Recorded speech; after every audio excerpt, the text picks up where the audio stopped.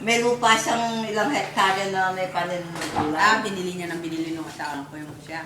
Hindi, ewan ko paano niya. Hinakot niya pero ng kuya ko, kaya gaan ng kuya ko. Yun nga. Hinakot niya lahat.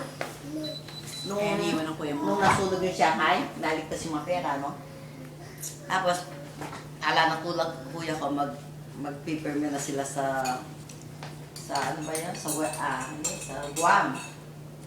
Hindi, dinala ng kuya ko yung pera, no? Siyempre, di masiti sa kuya ko. Hindi sa pangalan niya, sa pangalan ng anak niya.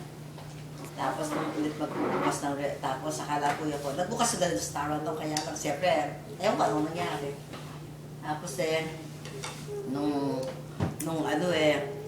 sinabi niya siya, ay kailangan ulit ng kapital. Hindi binigay yung pera. Kaya iniwan na. Hindi naman yung marami ding Tsaka hindi siya, yung lalo niya pinapag-away yung magkaama, gano'n. Hindi siya maganda doon sa mga anak ni Meng na Hindi, sa oo, una. nag-aaway na gano'n.